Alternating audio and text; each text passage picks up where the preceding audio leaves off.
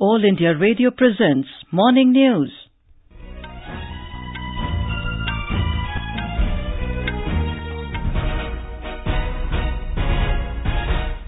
Good morning, I'm Anuja Kumar.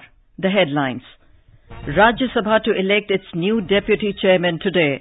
NDA candidate Harivansh is pitted against opposition nominee B.K. Hariprasad. Supreme Court to hear petitions today. On the stage of criminal trial, a lawmaker would stand disqualified. CBI initiates preliminary inquiry against Cambridge Analytica for alleged illegal data harvesting of Indians from Facebook. Allahabad High Court decides to monitor probe into Deoria shelter home sexual exploitation case. US-China trade war deepens. Beijing announces 25% import duties on US goods worth $16 billion. And in cricket, the second test between India and England begins at Lord's, London this afternoon.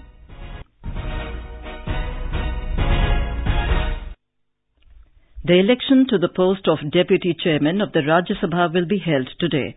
Ruling NDA candidate Harivansh of JDU and opposition nominee B.K. Hariprasad of Congress will lock horns for the coveted constitutional post. Secretariat sources said the election will take place during the first hour and it will be held by a voice vote. In case of a division, voting will take place. There will be a keen contest between the two candidates. The current strength of Rajya Sabha is 244 and support of 123 members would be needed for a win in the full house. Both sides are claiming to have majority support. BJP says the NDA nominee is likely to get the backing of Shiv Sena, Akali Dal, AIADMK, TRS, YSRCP, INLD, BJD, 3 nominated and erstwhile SPMP Amar Singh. On the other hand, Congress-led opposition camp is claiming support of TMC, DMK, left parties, SP, BSP, NCP and TDP. BJP is the largest party in the House with 73 members and the Congress has 50 members. The post of Deputy Chairman has been lying vacant since the retirement of Professor P.J. Kurian last month. Shashank Kumar, Tripti Srivastava, AIR News. The mortal remains of DMK President M. Karunanidhi were laid to rest adjacent to Anna Memorial at Marina Beach in Chennai with full state honours last evening. A sea of people bid him a tearful farewell. He was buried with full military honours, with soldiers giving him a gun salute and bugles sounding the last post. Mr. Karunanidhi's son M.K. Stalin, along with other family members, paid their last respects. A galaxy of leaders including Prime Minister Narendra Modi, former Prime Minister H.D. Deve Gowda, Congress President Rahul Gandhi and several state chief ministers paid their last respects to the departed leader. The 94-year-old leader passed away on Tuesday at a Chennai hospital. The Supreme Court will commence hearing today on the pleas raising the question as to at what stage of a criminal trial a lawmaker would stand disqualified. A 3-judge bench on March 8, 2016 had referred the matter to a 5-judge constitution bench. The bench, comprising Chief Justice Deepak Mishra and Justices R.F. Nariman, A.M. Khanwilkar, D.Y. Chandrachud and Indu Malhotra will commence the hearing on the issue, which has far-reaching political consequences. The court had then said the larger bench would deal with the question regarding whether a legislator facing criminal trial can be disqualified at conviction or when the charges are framed in the case. Earlier, the Apex Court had set a deadline of 1 year for lower courts to complete trial in criminal cases involving sitting MPs and MLAs. It had also said that all such proceedings involving lawmakers must be conducted on a day-to-day basis. CBI has initiated a preliminary inquiry against British political consulting firm Cambridge Analytica and Global Science Research for alleged illegal personal data harvesting of Indians from Facebook. Officials said after receiving a reference from the centre, the agency has initiated preliminary inquiry, which is normally a first step to decide whether the allegations deserve a full-blown investigation through an FIR or not.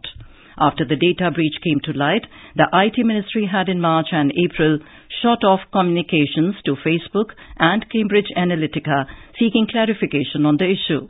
IT Minister Ravi Shankar Prasad had said earlier that Facebook responded that they will streamline their internal processes regarding handling of personal data. However, Cambridge Analytica gave an initial response that data of Indians was not breached. The firm did not respond to the subsequent communication. Therefore, it is suspected that it may have been involved in illegally obtaining of data of Indians, which could be misused. Patna High Court Chief Justice Rajendra Menon will be sworn in as the Chief Justice of the Delhi High Court today by Lieutenant Governor Anil Baijal. This is All India Radio giving you the news. For quick news updates round the clock, follow us on our Twitter handle at AIR News Alerts. The Allahabad High Court has decided to monitor the CBI investigation into the alleged harassment of inmates of the Deoria shelter home in Uttar Pradesh. While taking suo motu cognizance of media reports, a division bench of Chief Justice D.B. Bhosle and Justice Yashwant Verma asked the investigation agency to table all the documents related to the case. Our correspondent has filed this report.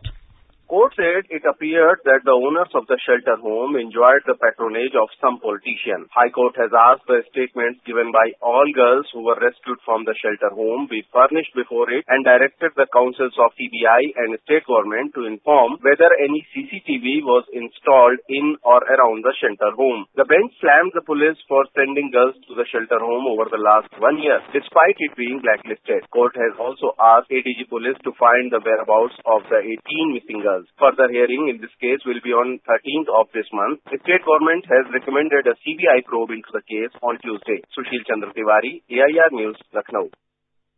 The Saubhagya Yojana, launched by the Prime Minister Narendra Modi last September, is illuminating houses in Kerala. The scheme aims to provide free electricity connections to all households in rural areas and poor families in urban areas of the country. Here is a ground report from our Kochi correspondent. Though Kerala state has been declared fully electrified in May last year, the Saubhagya Yojana launched by the union government was very much helpful in maintaining the achievement by giving new connections to the leftovers and new applicants. Large number of people, especially from rural areas, have been benefited through this scheme in the state. We spoke to a beneficiary named Mulkraj from Ernakulam district. I got electricity connection under this scheme recently. This scheme is very helpful to poor people like us. We are very happy that we got electricity in our home after waiting for so long. We spoke to another beneficiary from the same district named Mrs. Danya. We are very happy that we got electricity connection in our home recently after long waiting. Nearly 4 crores of households in the country will be benefited by the scheme, and it is expected to be completed by the end of this year. N.C. Jayachandran, AIR Kochi. The Madhya Pradesh government is observing Adivasi Divas today. It has also announced a holiday in 20 tribal-dominated districts. Our correspondent reports that BJP leaders would visit tribal areas to meet the people and highlight their achievements. The state government would felicitate achievers from the tribal community and distribute certificates to the beneficiaries of the various welfare schemes. The government also felicitate meritorious tribal students. Furthermore, the MP government also planned to hold cultural events in all 89 tribal-dominated blocks. Chief Minister Shivraj Singh Chauhan would address a gathering today in Dhar district, and the tribal population in all 19 other districts would see live streaming of the speech. Sanjeev Sharma, AIR News, Bhopal. Today is the 76th anniversary of Quit India movement. On this day in 1942, father of the nation Mahatma Gandhi gave the clarion call to do or die to all Indians to drive away Britishers from the country. The movement had begun from Gavalia Tank in Mumbai. The day is observed as August Kranti Day every year. On this occasion, President Ramnath Kovind remembered all those who sacrificed their all for the independence of the country. In a tweet, Mr. Kovind said he is looking forward to hosting at-home reception for the freedom fighters at Rashtrapati Bhavan this evening. Prime Minister Narendra Modi also remembered the great women and men who took part in the Quit India movement. On Twitter, Mr. Modi shared a poem on Quit India by former Prime Minister Atal Bihari Vajpayee. It was published in 1946 in Abhyuday, a newspaper associated with Madan Mohan Malviya. Mr. Modi also shared pages from a report filed by the colonial administrators.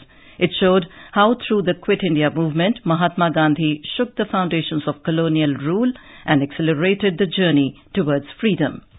To mark Quit India movement, the News Services Division of All India Radio will bring you a special live bilingual Radio Bridge program tonight on New India and Relevance of Freedom. It can be heard on the FM Gold channel from 9:30 p.m. In the program, experts in our Delhi studio will interact with the experts sitting in our Mumbai studio and Chennai, Guwahati, Jaipur, Jammu and Lucknow.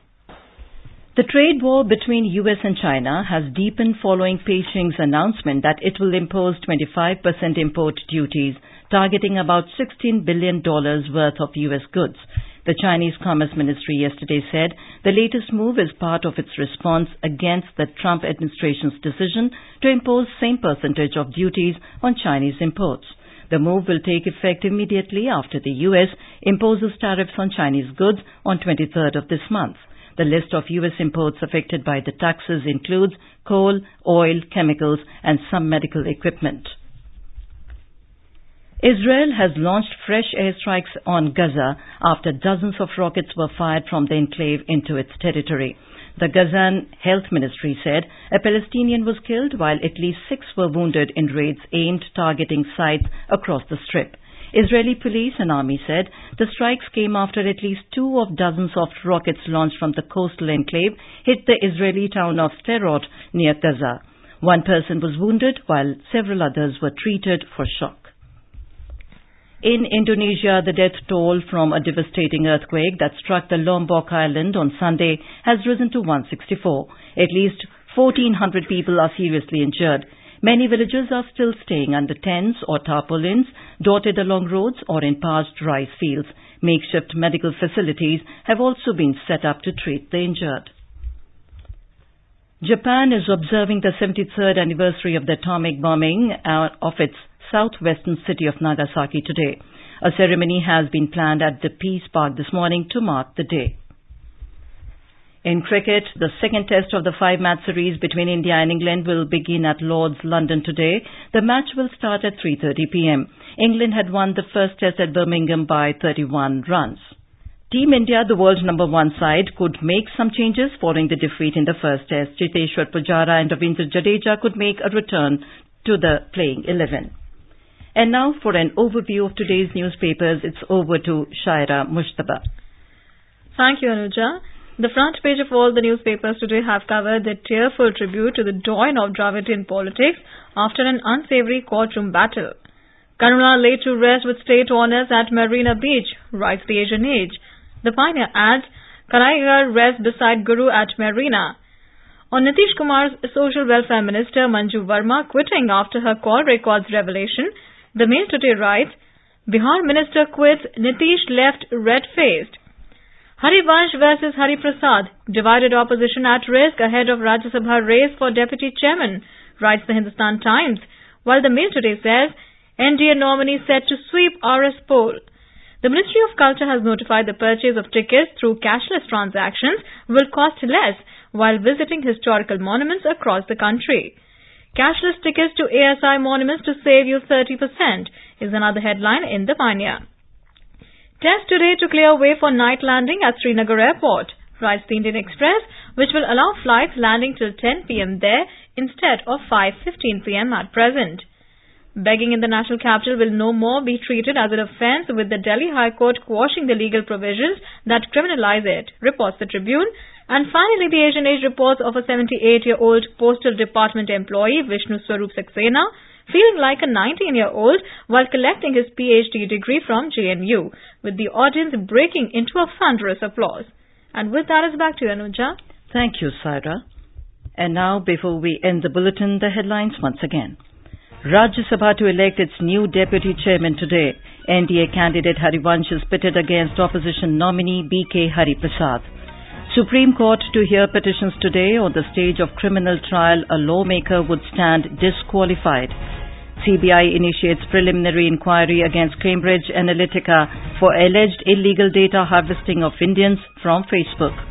Allahabad High Court decides to monitor probe into Devariya shelter home sexual exploitation case. US-China trade war deepens. Beijing announces 25% import duties on US goods worth $16 billion. And in cricket, the second test between India and England begins at Lord's, London this afternoon. And with that, we end the morning news. Have a nice day.